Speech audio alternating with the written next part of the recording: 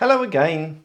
So, if I'm honest with you, I'm struggling to record this video today. Recently, I've really been struck by the overwhelming barrage of best practice advice and how-to guides that every wannabe influencer is vomiting all over social media. And I fear that, if I'm honest, I'm just another opinionated white guy adding to the noise. Heck, I'm even relaunching my Encouraging Clicks course next week, where I share best practice on encouraging users to take action. Trust me, the irony is just dripping. Not that I've really got a problem with people sharing what they're doing online. I've been doing it for years, and actually I really value people who put their themselves out there and share their experiences and what they've learned. It's just that when constantly bombarded with this stuff, it can feel like you're inadequate because you're not always following the best practice you read online, and because sometimes you take shortcuts. If I'm honest, I don't always do what I know I should, and I definitely take shortcuts. But you know what? I think I'm okay with that. It's great to know what you should be doing, but that doesn't mean you'll always do it. It's okay to ignore all the great advice you read online, including my own, and do whatever works in the circumstances. Take, for example, user research. Sometimes I don't do it. I know I should, but deadlines are tight and the client won't pay for it, and I'm having trouble getting access to the people I need anyway. Now, I know it's not ideal, but I figure it's okay as long as I know the consequences of what I'm doing.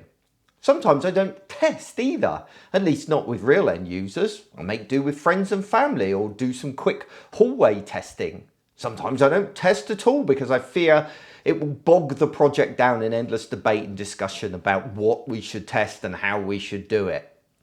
I tend to favour momentum and iteration over doing best practice the whole time. I'm okay with taking shortcuts if it stops the project stalling and means I can actually deliver. I make sure I and everyone around me is all too aware of the costs of taking those shortcuts. Beyond that, it's okay.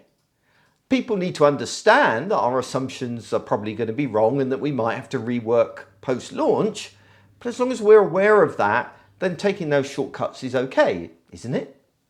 The problem is that I often feel guilty for these shortcuts and I feel like I'm failing in some way. But in my heart of hearts, I believe that I'm being pragmatic. It's just that nobody ever tells you online that it's okay to take shortcuts and it's okay not to always follow best practice, and that shortcuts get the job done. So that's why I'm recording this video. So that if you take shortcuts too, if you have to be pragmatic sometimes and compromise best practice, I want you to know that you're not alone. Our job is to get things done and out the door. And doing that is not always as pretty as you read online. Digital projects are complicated and that makes them messy. So next time you have to compromise your principles in best practice to get the job done, don't feel guilty. Feel pride that you've delivered despite the obstacles you face. That said, if you can squeeze a little bit more best practice into your life, then from next week, for 1 week only, from the 24th, my Encouraging Clicks Masterclass is taking on new students just for the 1 week. So if you want it, then you're going to need to grab your place next week. But for everybody else, speak to you soon.